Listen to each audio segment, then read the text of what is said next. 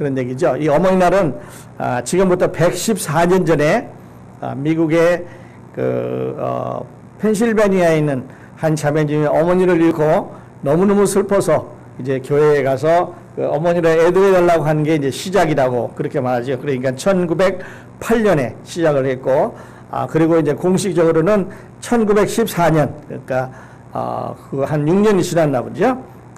108년 전에 공식으로 어머니날로 지정이 됐는데, 한국에는 어머니날이 있는 게 아니라 어버이날이라고 그래서 이제 그 어머니하고 아버지하고 같이 이렇게 기념하는 그런 날인데, 어머니날하고 어버이날하고 이렇게 겹치는 해가 그렇게 많지 않습니다. 미국의 어머니날, 한국의 어버이날이 겹치는 해가 많지 않은데, 올해는 이렇게 겹치는 그런 해가 됐습니다. 어떤 아이가 그 엄마가 이제 화장대에 앉아서 그 화장을 이렇게 탁 하고 있는데, 이 아이가 옆에서 이제 이렇게 장난감 놀이를 여자아이가 하고 있었습니다. 근데 한 사람이 방문을 해서 물어봤습니다. 야, 너는 엄마 나이가 되면은 뭐를 하고 싶냐고 아이한테 물었습니다. 그러니까 아이가 뭐라고 대답했는지 아십니까? 내가 엄마 나이가 되면 살을 어떻게 뺄까 걱정할 거라고 그런 그 우스갯거리 얘기가 있습니다. 자, 우리가 아는 대로 어머니는 우리 낳아주시고 또 길러주시고 뭐 다 아는 이야기지요. 근데 그보다 훨씬 더 많은 것들이 있습니다. 어머니는 우리의 그 생명을 이어준 분이죠. 어머니 뱃속에서 이제 우리가 한 10개월 동안 살았다 태어났기 때문에 물론 하나님께서 주셨습니다만은 그리고 우리를 태어나자마자 젖을 먹여서 길러주시고 또 아플 때는 간호사였습니다. 그리고 이제 시작하자마자 제일 먼저 우리가 배우는 세상에 나와서 제일 먼저 배우는 말이 엄마죠. 맘마를 배웠고요. 그리고 그 간호사, 아플 때는 간호사였습니다. 또 교사였습니다.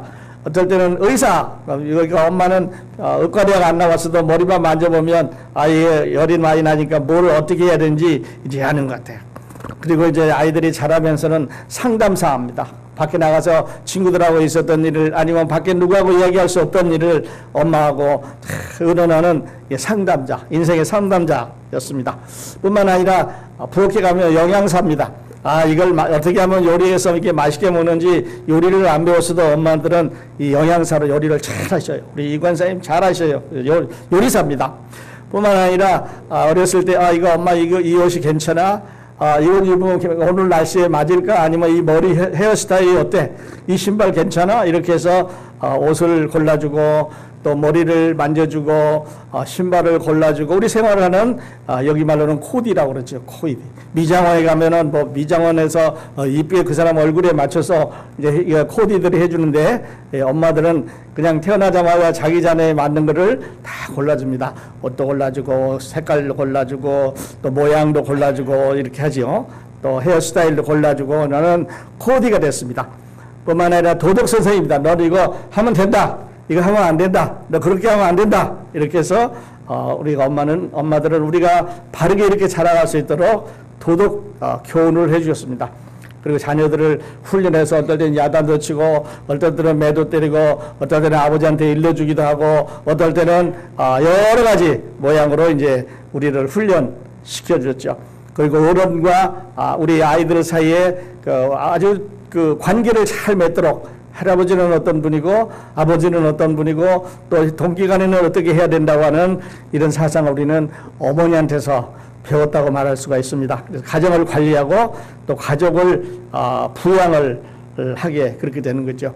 근데 많은 경우에 어머니들은 그 자기의 가치를 더 인정받지 못하는 경우가 많습니다. 어머니가 결혼을 하면 이제 첫 아이를 낳게 되면 첫 아이의 이름이 엄마 이름이 됩니다. 그래서 누구 엄마 이렇게 하지 그 엄마의 정당한 이름을 못 받고 있는 것 같아요. 아니면 누구 와이프 이렇게 해서 그 남편의 이름을 부르면서 와이프를 거기다 그냥 끼워 넣는 이런 데니까 아마 정당한 가치를 인정받지 못하는 그런 경우가 많은 것 같아요. 이런 거 설교 많이 들으셨겠습니다만은 꽤 오래된 얘기인데 2004년에 그 영국의 문화원에서 비영어권에 있는 102개 나라 4만 명에게 편지를 보냈습니다. 그래서 세상에서 가장 그 귀한 아름다운 이름이 뭐냐 이걸 전해라 그랬더니 1위가 여러분 아시는 대로 어머니라고 그랬어요. 어머니. 그래서 그거는 동서양 상관없고 이 피부색과 상관없고 어떤 용어를 쓰느냐 상관없이 어머니라고 하는 위대한 존재는 이 인류를 이어가는데 이렇게 큰 힘을 가지고 있는 것 같아요. 한 선생님이 학교에서 학생들에게 강의를 했습니다. 오늘 강의 내용이 뭐냐면 마그네틱이라는 영어로는 마그네틱 이렇게 하는데 진함철이에요. 그래서 진함철은 쇠붙이를 보면 이렇게 흡수하지 않아요? 또 서로 이제 같은 방향으로 하면 이게 서로 밀고 다른 방향으로 하면 이렇게 서로 잡아당기는 이런 진함철이 있는데 그거를 열심히 수업을 하고 다음 주에 선생님이 시험을 냈습니다. 서로 밀고 서로 잡아당기고 하는 관계를 제일 첫 자가 M으로 시작되는데 뭐냐 이렇게 하고 뒤에 첫자는 M자 써놓고 나중에 이제 비워놨어요. 그래서 학생들이 뭘 적었는지 아십니까? 선생님이 기대할 때는 마그네트라는 그 단어를 써야 되는데 애들이 다 뭐더라고 썼어요. 밀기도 하고 땡기기도 하고 그래서 그 어머니를 학생들이 썼다고 하는 그런 이야기가 있습니다. 제 1번이 세상에서 제일 아름다운 이름 1번이 어머니라 그랬고요. 2번은 패션 열정이란 말입니다. 우리가 정열적으로 열심히 살아가는 이런 모습이 사람들한테 좋게 보였던 것 같아요. 3위는 스마일, 미소. 4위는 러브, 사랑. 5위는 이터니티, 영원. 6위는 fantastic, 환상. 7위는 destiny, freedom, liberty. 10위는 tranquility. 그런데 아버지라는 이름은 10위 안에도 찾아볼 수가 없다고 하는 이야기가 있습니다. 빌리 그람이 이제 돌아가셨는데요. 생전에 살아있을 때 이런 말을 했습니다. 빌리 그람이 한 말을 제가 옮겨 적었는데요. 아이들은 언제나 부모처럼 말하고 부모처럼 먹고 부모처럼 걷고 부모처럼 생각하고 부모처럼 행동한다 그랬습니다. 가만히 생각해 보니까요. 부모처럼 이게 우리가 잘할 때 저는 이제 액센트가 이제 그 호남 지역의 액센트를 사용하고 있습니다. 경상도에 사는 사람들은 경상도 액센트를 쓰는 거예요. 북한 사람들은 북한 액센트를 쓰는 거죠. 충청도 가면 충청도 액센트를 쓰는 것은 부모들이 거기서 가르쳐주기 때문에 그런 거 아니겠어요? 학교 가도 이거는 잘 안 고쳐지는 거는 그 부모에게 물려받은 액센트인데요. 부모처럼 말하고 한참 먹다 보면 부모가 먹는 음식 좋아하게 생겼어요. 그죠? 어머니가 좋아하는 음식, 아버지가 좋아하는 음식을 자녀들 따라 먹으니까 자라면서 차차차차 그게 자기가 좋아하는 음식이 되기도 하고 그래서 같이 걸어가는 모습도 아주 비슷해. 그냥 어떤 사람들이 이렇게 좀 기울러서 가는데 이 아이들이 이렇게 기울러서 가기도 하고 말할 때 제스처를 쓰는데 아이들이 말하면서 제스처를 쓰기도 하고 또 뭐 웃기도 하고 이런 거는 부모들한테 그대로 보면서 배우는 거예요. 그래도 그렇게 생각합니다. 또 그렇게 반응을 하고 또 그렇게 결정을 해서 살아가는 가족의 전통이 되는데 부모들이 그렇다고 하는 거죠. 그러니까 늘 우리는 말하는 거, 먹는 거, 입는 거, 걷는 거, 생각하는 거, 또 반응하는 거, 어떤 행동을 하는데 아이들이라고 하는 우리의 후손들이 늘 이제 지켜보고 따라오고 있다고 하는 거죠. 그래서 그분은 이렇게 말했습니다. 그들에게 목표를 정해줘라. 그리고 그들에게 일할 목적을 정확하게 해주고 그다음에 본을 보여주고 은과 돈, 금과 은으로 살 수 없는 것이 무엇인지를 가르쳐주라고 말했습니다. 다시 말씀드려서 어렸을 때 신앙을 넣어주라는 거예요. 그래서 저는 이제 우리 가든 스쿨에 가든 교회에 아이들이 이제 3명이 있으니까 이게 아이들이 너무 작다. 그런데요. 가보면 아이들이 한 사람도 없는데 많아요. 그것뿐 아니에요. 그냥 데리고 와서 아이들 클래스가 없으니까 어른들 사이에 있다가 그냥 흩어지고 이런 데가 너무너무 요새 많습니다. 한국에도 시골 국민학교들이 점점 없어져서 이제 학교를 딴 곳으로 만드는 그런 거예요. 저도 이제 오래간만에 제가 시골에 가서 제가 다니던 학교에 가보니까요. 이걸 다 딴 사람들이 다른 모양으로 바꿔버렸어요. 학교가 없어진 거예요. 근데 왜냐면 아이들이 없으니까 이게 점점 더 그런 기관들이 줄어들고 있는데요. 그래서 우리 아이들은 우리 적지만 이제 딱 한 번 더 말씀드리겠습니다만은 적지만 누가 이 아이들을 길러주느냐. 그래서 사람들이 이제 연구를 합니다. 왜 지금 썬데이 스쿨에 학생들이 없느냐? 이 사람들이 다 미국 교회를 가버리고 안 오느냐? 미국 교회 가면 아이들이 이제 미국 주일학교에 보내고 있는데 거기는 들어 있는데 왜 한국 교회는 썬데이 스쿨이 없었냐? 이런 거에 대해서 이제 연구를 했어요. 그 중에 하나가 뭔지 아십니까? 그 중에 하나가 EM이라고 하는 것 때문에 그렇다. 그렇게 결론을 내는 거예요. 왜냐하면 EM은 어른들이 아이들이 시끄럽게 하니까 따로 줬어요. 목사님도 따로 주고 전사님도 따로 주고 교실도 따로 주고 따로 가서 EM에서 줬어요. 그래서 거기에서 아이들이 점점 자랐습니다. 그래서 5년 자라고 이제 6년 자라고 이렇게 자라면서 어른들은 재미가 있어 좋았어요. 그런데 아이들이 자라면서 다시 어른반으로 들어갈 수가 없는 거예요. 그러니까 나갔습니다. 그래서 어디로 갔어요? 대학 가면서 미국 교회를 가버렸어요. 그래서 대학을 졸업하고 아니면 대학에 입학하고 자기 본교회 어른들한테 돌아오는 퍼센티지가 10%가 안 되는 거예요. 그래서 사람들이 깜짝 놀랐어요. 이게 누구 잘못이냐? 어른들 잘못이는 거예요. 야, 너희들 시끄럽다, 이게 버리장머리 없다, 이래가지고 저리 이제 밀어붙여서 전사님들한테 시켰어요. 영어를 잘하니까 신학교 공부를 하고 있으니까 찬양을 잘하니까 그 사람들한테 맡겼어요. 그랬더니 전사님들이 한참 하다가 다른 교회로 가버렸어요. 또 한참 하다가 딴 사람 하는데 이건 전혀 방향이 다른 거예요. 그러니까 아이들이 이렇게도 되고 저렇게도 되고 뒹굴면서 자랐는데 어른이 되고 보니까 이제 자기한테 신앙들이 너무 메마른 거예요. 그래서 미국 교회에 갔습니다. 미국 교회에 가서 영어를 이제 같은 말을 하니까 아주 편하다고 그래서 갔는데 가보면은요, 미국 교회 영어를 잘하니까 괜찮을 것 같은데요. 한동안은 괜찮을 수 있어요. 그런데 이제는 30살 지나고 40살 지나고 이런 나이가 중년쯤 되면은요, 미국 교회에서 살아나기가 상당히 어렵습니다. 왜냐하면 거기 가서도 이제 집사를 해야 되고 장로도 해야 되고 리더십에 들어가야 되고 그러는데 이 사람들이 동양 사람 나중에 들어올 사람들을 시키질 않는 거예요. 그러니까 거기 가서 맨날 참석하고 돌아오고 일반 평신도로 지내니까 이제 곤고해져진 거예요. 그래서 나이를 먹을수록 이 사람들은 자기 고향을 생각하게 되고 그래서 한국교회로 돌아오자니 낯설고 거기에 머물러 있자니 무시당하는 것 같고 소외당하는 것 같고 어쩐지 뒤처지는 것 같은 이런 상황 속에 있는 사람들이 우리의 2세들이라는 거예요. 그래서 저는 이렇게 생각을 하는 거예요. 잘못 가르쳐도 우리가 가르치자. 또 잘못하는 것을 지적하더라도 우리가 지적해야지 이거를 잘하는 사람들은 주어서 교육시킬 일이 아니다 하는 거죠. 그래서 엄마가 우리 써니 선생님이 우리 아이들을 가르치는 거는 잘하는 거예요. 엄마니까 또 선생님이니까 구원받은 자매니까 자기가 가지고 있는 모든 것을 들여서 신학교 안 나와서 괜찮습니다. 신학 이론 성경 많이 몰라도 괜찮아요. 그러나 그 따뜻한 마음, 정성스러운 마음으로 기르면 그들이 어머니를 존경하게 되고 교회를 사랑하게 되고 이것이 우리 교회처럼 남아있게 되는데요. 너무 많이 급성장을 하면서 아이들을 EM으로 팽개쳐 놓은 게 아이들이 돌아오지 않는 이유가 된 거예요. 또 다른 사람들은 이야기합니다. 이제 3세가 되면 아이들이 돌아올 거다.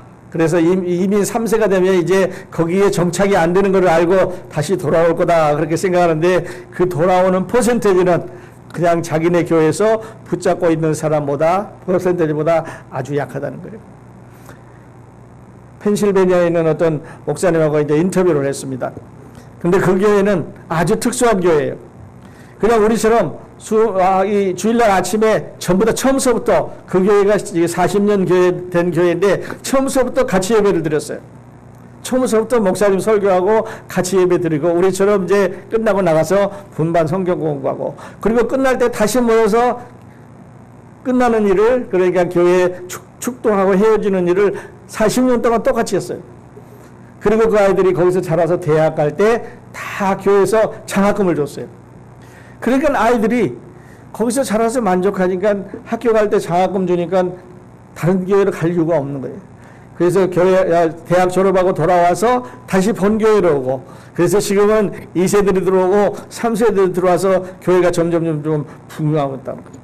이분은 40년 전에 이 생각을 했어요. 40년 전에 이해해주면 안 된다는 생각을 하신 거예요.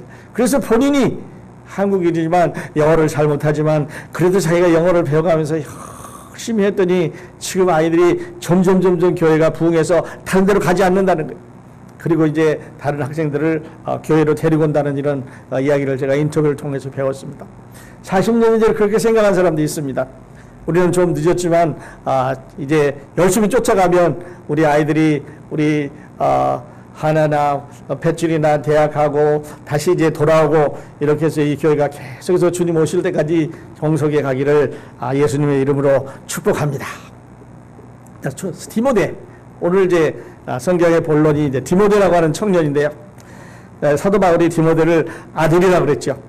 성경에 유일하게 그 믿음 안에 아들이라고 이렇게 부르는 사람인데 성경에 보면 디모데라는 이름이 27번이 나옵니다. 그리고 그 어머니는 그 유니스고 그 외할머니는 로이스라고 기록이 되어 있습니다. 그러니까 아버지는 외할아버지하고 그 아버지는 기록이 없는 걸로 봐서 믿지 않는 사람들인 것 같아요. 그러니까 믿는 유대인 여자가 이방인 남자하고 어떻게 결혼했나, 그 당시로 보면은 이게 잘못된 결혼일 텐데 믿는 유대인이 믿지 않는 이방인과 결혼을 했습니다. 그러니까 두 사람 다 할아버지도 나와 있지 않고 아버지도 나와 있지 않아요. 그런데 디모데는 그 두 외할머니하고 어머니 밑에서 성장을 했는데 아주 훌륭한 그런 믿음의 자녀가 됐습니다. 사도 바울이 소아시아에 1차 선교여행 갔을 때죠. 1차 선교여행 갔을 때 안진뱅이를 고치는 걸 보면서 이 디모데가 바울을 따르기를 결정한 거야.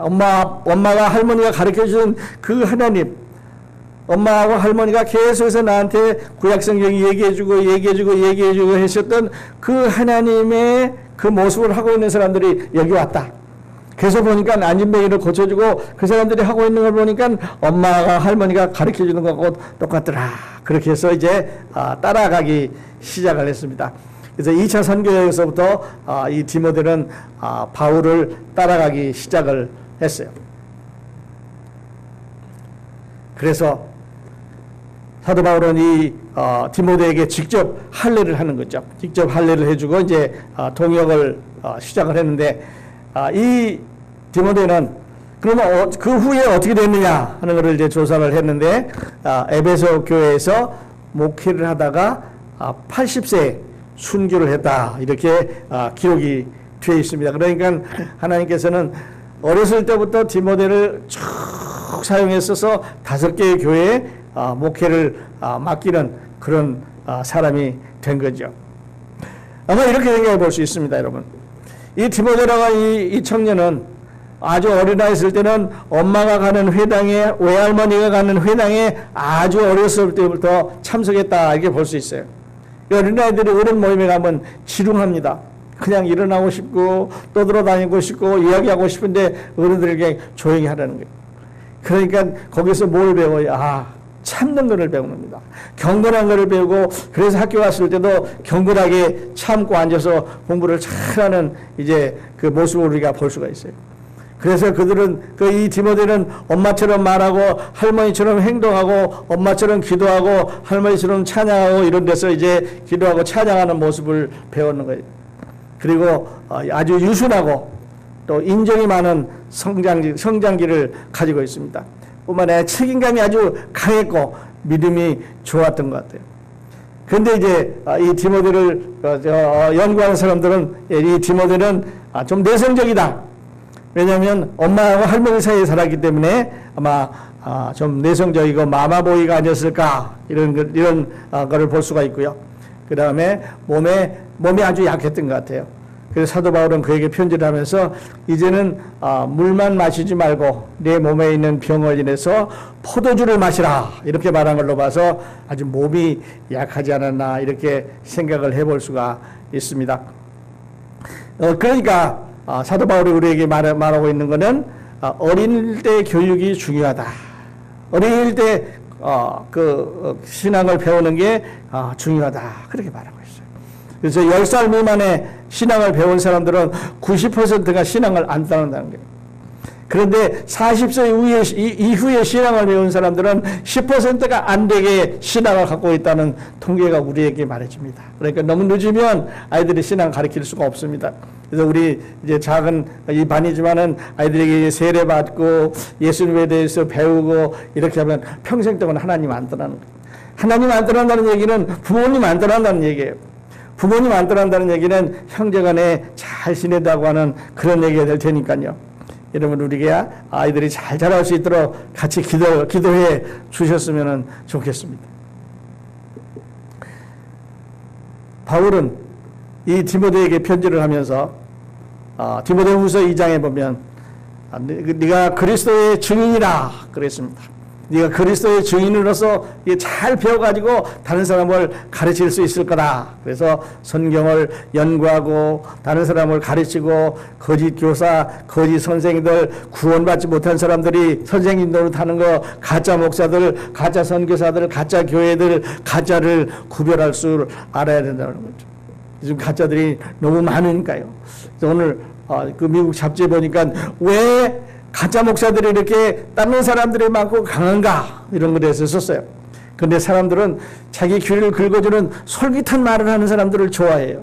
그 사람들은 귀를 긁어서 솔깃하게 우리로 하여금 현혹되게 솔깃하게 성경을 막 엉뚱하게 이렇게 갖다 붙이고 저렇게 갖다 붙여가지고 솔깃하게 해서 사람들을 현혹하고 있는데요. 우리는 그런데 넘어가서는 안 되겠습니다. 그 다음에 바울은 디모데에게 이렇게 말합니다. 너는 그리스도 예수 안에 좋은 병사로 나와 함께 고난을 받아라. 병사로 복무하는 자는 자기 생활에 얽매이는 자가 하나도 없나니 이는 병사로 모집한 자를 기쁘게 하려 합니다. 그래서 우리는 군인이라고 그랬어요. 군인. 사도 바울이 로마 감옥에 앉아서 군인을 보는 거예요. 보니까 딱 두 사람씩 와서 그대로 파수를 지키는데 딱 정해진 시간이 옵니다. 절도에게 와서 이제 체인을 묶고 그 다음에 끝나면 또 체인을 풀고 가고 이렇게 하는 걸 보면서 군인은 명령에 복종한다. 훈련을 열심히 받는다. 자기 생활을 희생한다. 그 다음에 상관을 신뢰하고 승리할 때까지 싸운다. 그래서 우리 지금 이제 한국을 보면은 요새 대통령 이제 취임식을 앞두고 이제 북한이 막 미사일을 또 쏘고 이러는 거예요. 그래서 여러분, 공군은 가르칠 때 나라를 최후 5분 동안 보존시키기 위해서 있는 군대다. 그게 말합니다. 나라가 위태로울 때 전부 비행기 타고 날아가서 나라를 위해서 비행기와 함께 희생되는 그런 훈련을 하고 있는 사람들이에요. 육군은 어떻습니까? 땅으로 점령하는 사람들. 이 해군은 바다로 이제 향해 가서 나라를 지키고 우리의 목숨을 재산을 지키는 이런 사람들. 우리는 그리스도의 복음을 위해서 최후의 한 사람까지도 열심히 이렇게 지켜야 된다. 그리고 5절에 보면은 우리는 운동선수라고 그랬어요. 경기하는 자가 법대로 경기하지 않으면 승리의 관을 얻지 못할 것이며. 얼마 전에 여러분 그 동계올림픽을 하면서요, 제가 느낀 게 하나 있어요. 동계올림픽을 하면서 1초가 얼마나 큰 시간인가 하는 걸 제가 느꼈어요. 이게 1초, 0. 몇 초 사이에 1등이 되고 2등이 하는데요. 이게 머리카락 하나 사이에 지나가면서 1등이 되고 2등이 되는 거예요. 그러니까 1등이 되면 뭐 금메달을 받고 2등이 되면 은메달을 받고 3등이 되면 동메달을 받고 이렇게 하는데 우리의 인생에 있어서도 이 1초라는 시간이 얼마나 긴 시간인가. 아픈 사람에게, 기다리는 사람에게 하루는 굉장히 긴 시간입니다. 학생들에게 3년이라고 하는 시간은 엄청나게 긴 시간이에요. 병원에 입원해 있는 사람들에게는 누군가를 기다리는 사람들이 엄청나게 지루하고 긴 시간인데요. 말씀드리는 것은 이렇게 운동선수들이 그 마지막 순간, 경기에 따라서 다르겠습니다만 그거를 위해서 열심히 법대로 이제 경기를 한다고 하는 거죠. 그래서 우리도 하늘나라 갈 때까지 열심히 승리할 때까지 믿음의 경주를 해야 되겠습니다. 그리고 6절에 보니까 농부라고 그랬어요. 농부. 수고하는 농부가 곡식을 먼저 받는 것이 마땅하니라. 그래 요즘 이제 봄이 되기 때문에 이제 그 씨앗을 심고 또 파종을 하고 이렇게 하는데 봄에 씨앗을 심지 않으면 가을에는 거둘 게 없는 거죠. 그래서 농부는 시즌을 잘 맞춰야 됩니다. 부지런해야 됩니다. 정성스럽게 인내심 있게 그리고 때를 따라서 그 하나님과 동행하는 동업하는 이런 게 이제 농부고요. 21절과 20절에 보면은 그릇이라 그랬습니다. 우리는 큰 그릇, 작은 그릇, 아름다운 그릇, 모양 있는 그릇, 금그릇, 은그릇, 나무 그릇. 그래서 여기 사도 바울은 금이냐 은이냐 나무가 중요한 게 아니라 깨끗하냐 깨끗하지 않으냐, 모양이 어떠냐 크기가 어떠냐 이런 게 중요한 게 아니라 깨끗하냐 깨끗하지 않으냐 하는 게 중요하다고 말하고 있습니다. 그래서 사도 바울의 편지에 가면은 우리는 여러 가지로 정의를 할 수가 있는데요.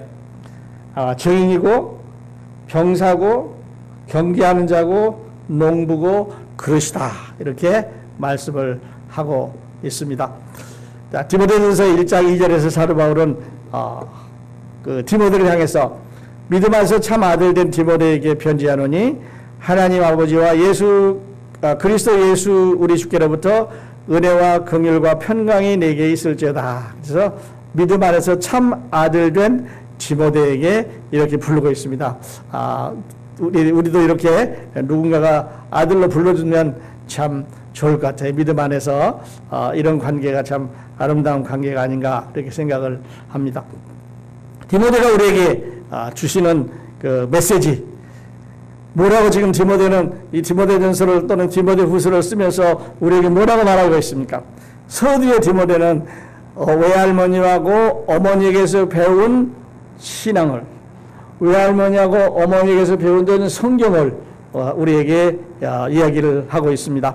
아까 말씀드렸던 대로 어머니는 우리 생명의 전달자입니다. 보모입니다. 간호사입니다. 교사입니다. 의사입니다. 상담자입니다. 요리사입니다. 코디입니다. 머리, 신발, 옷, 코디죠. 도덕교육을 가르치는 훈장입니다. 그 다음에 가정을 관리해주고 가정을 부양하는 사람들. 우리 어머니도 한 번씩 오늘 생각하면 그런 날이 됐으면 좋겠습니다. 그렇지만 가치를 인정받지 못하는 거죠. 우리 강건사님 여기 계십니다만은 우리 강건사님 이름을 부를 때는 우리 대성형제 어머니 이렇게 불러서 이제 그렇게 자기 존재를 자녀들에게 또 남편에게 숨기는 그런 분이 어머니죠. 어머니는요 다른 말로 하면 엄마 이렇게 볼 수 있겠는데 이 말은 눈물을 동반하는 말이에요. 어머니를 여러분 생각하면 괜히 눈물 나. 그죠? 괜히 옛날에 우리 어머니가 살아있을 때 아니면 우리 어머니가 어떨 때 하는 걸 생각하면 눈물이 나는 말이에요. 자라면서 가장 먼저 배우는 말, 힘들 때 가장 많이 부르는 단어, 외롭고 고통스러울 때 그리울 때 엄마 하면서 자신을 달래는 말이에요. 이제 요즘은 그런 일이 없겠습니다만 저희가 군에 가서 있을 때요. 추운 겨울에 이 선임 고참들이 나오라 그래갖고 막 추운데 이렇게 매를 때려요. 그리고는 거기서 이렇게 말합니다. 야 너희들 어머니라고 3번씩 불러라. 그러면 그냥 매 맞고 있는 덜덜 떨고 있는 사람들이 어머니 3번 부르면서 다 우는 거예요. 왜냐하면 어머니가 이 모습을 보면 얼마나 힘들어 하실까. 그래서 그런 벌을 주기도 했습니다. 또 근엄함에 비해 잔소리가 좀 있기도 하고 그러나 최후까지 사랑하는 그런 사람이라고 볼 수가 있습니다. 어느 사형수가요. 이제 사형 집행을 당하게 됐어요. 그래서 이제 이 목을 이렇게 졸르기 전에 최후로 네가 할 말이 없냐 이렇게 물어보니까 이 사형수가 뭐라고 그러는지 아세요? 내가 딱 한번 외치고 싶은 말이 있습니다. 뭔지 들어주시겠습니까? 그래 들어줄 테니 해봐라. 이 사형수가 딱 자리에 서서 이제는 몇 초 한다면 그 순간에 자기가 하고 싶은 말을 마지막으로 외쳤는데 그게 뭐냐면 어머니 하고 사형을 받았다고 하는 태어날 때부터 우리가 끝날 때까지 가장 우리 삶 속에 남아있는 우리 생활 속에 나와 있는 분, 살아있는 분, 어머니. 여러분, 오늘 그날입니다. 살아계시든 돌아가셨던, 나이가 드셨던 또 젊든 간에 우리 어머니를 하루 생각하는 이런 하루가 됐으면 좋겠습니다. 자, 이 말 같이 한번 읽고 마치도록 하겠습니다. 자, 같이 한번 다 같이 읽겠습니다. 자, 화면 보시고 읽겠습니다. 엄마가 보고플 때 엄마 사진 꺼내놓고 엄마 얼굴 보고 나면 눈물이 납니다.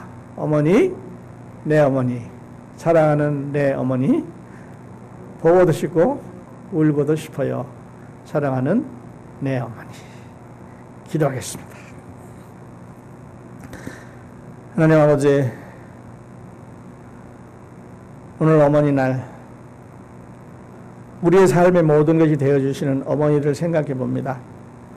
우리를 낳아주시고 젖을 먹여주시고 간호해 주시고 돌봐주시고 학교에 보내주시고 교육시켜 주시고 옷을 골라주시고 머리를 손질해 주시고 신발을 신겨 주시고 우리에게 필요한 모든 것을 자기를 희생해서 도우신 어머니, 오늘 우리들의 어머니 덕택에 오늘 여기에 있는 것을 감사를 드립니다. 하나님, 오늘 이 하루라도 우리 어머님들을 위해서 돌보고 생각하고 또 존경하는 마음 갖게 인도해 주시옵소서. 사랑하는 우리 또 어린 자녀들 통해서 우리들과 어머니날 함께 즐기해 주시니 감사를 드립니다. 모든 어머니들에게 하나님의 놀라운 은혜와 축복을 내려 주시옵소서. 우리 가운데 계시는 어머니들을 하나님께서 축복해 주시옵소서.